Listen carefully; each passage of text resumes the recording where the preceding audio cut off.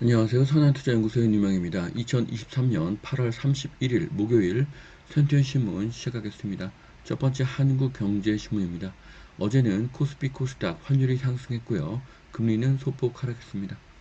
자, 첫 번째 기사입니다. 인구 재앙 출산율이 0.7명 나왔습니다. 사상 최저고요. 이대로 진행되면은 0.6명까지 추락할 수도 있다. 한국 소멸이 더 빨라진다는 기사입니다.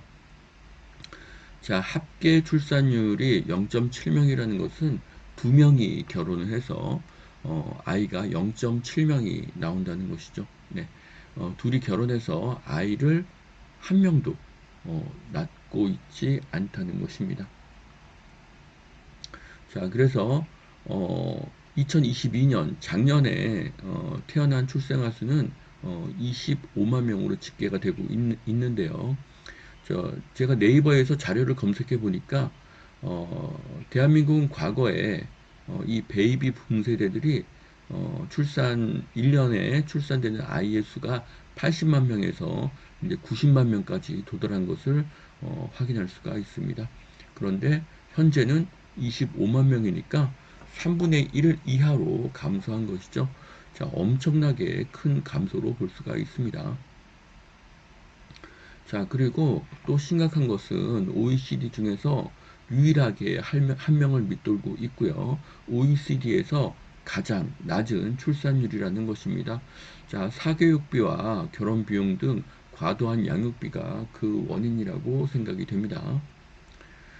자, 늦어지는 결혼과 출산. 자, 지금 뭐 제가 결혼할 때는 20대에 결혼하는 것이 대세였는데 요즘에는 한 35 정도가 적정한 그 결혼 나이가 되고 있습니다. 그렇기 때문에 그 결혼이 늦어지고 출산도 계속 늦어지는 것이죠. 자, 출산에 대한 지원으로 양육비에 대한 부담을 지어주는 것이 좋은 정책이라고 생각합니다. 자, 한국인 부모가 아이를 가지면 직접 양육비를 부모에게 지급하는 정책을 추천하겠습니다. 자, 또한 늘어나는 다문화 학생 수입니다. 자, 지금 대학 유학생도 크게 늘어나고 있고요. 또 다문화 아이들도 크게 늘어나는데 지금 중국인들이 가장 많은 것으로 보여집니다. 자, 반면에 외국인은 크게 증가하고 있습니다. 영국은 현재 출산아 중에서 가장 많은 아이의 이름이 무함마드라고 합니다. 자, 이슬람이 아이를 많이 낳고 있기 때문이죠.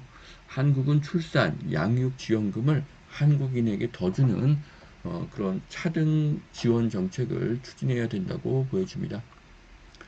자, 역전세급 서울 보증금 올림 계약이 잇따라 늘고 있다고 합니다.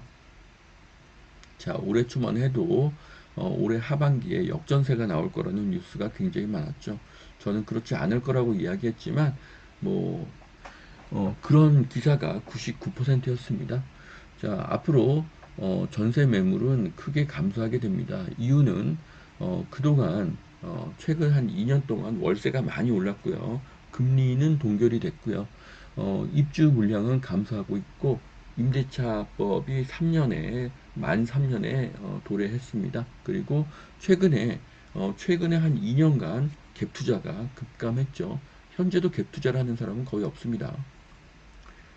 시장에 전세 물건이 크게 감소한다는 것이죠. 자, 이제 전세가 상승은 본격화될 것이고요. 월세의 상승, 금리의 동결, 입주 물량의 감소, 임대차법 3년, 갭 투자 급감의 결과는 전세가의 상승이 될 것입니다. 자, 네이버에서 임대차 보호법을 찾아봤는데요. 2020년 7월 29일 날 시행이 됐습니다. 자, 그래서 어, 뭐 이때 그 계약한 그런 그 아파트 임차 계약 같은 경우는 2년이 지나도 5%밖에 못 올리고요. 그리고 지금 그 시기는 1년만 남았다는 것이죠. 물론 그 전에 계약한 것들도 있기 때문에 그 정확한 이제 정확하게 뭐 어떤 만 4년 임차 기간이 끝나는 것들은 시기가 같지는 않습니다. 하지만 만 4년이 가까워지면은 4년 동안 5%밖에 못 올렸던 그 전세가를 이제 올릴 수 있는 시기가 온 것이죠. 그런데 시중에 임차 매물이 없다면 전세가는 어떻게 될까요? 예, 크게 상승하게 되겠죠. 자, 두 번째 매일경제신문입니다. 자, 대출 문턱이 뭐 조금 높아졌다고 하는데 뭐 이 정도는 큰 차이는 아닙니다. 뭐 연 6% 주담대는 거의 비율이 작고요. 보통 4에서 4.5%가 가장 많은 비중입니다. 자, 주담대가 소폭 오르고 있지만 연말에는 결국 주담대도 하락하게 될 것입니다.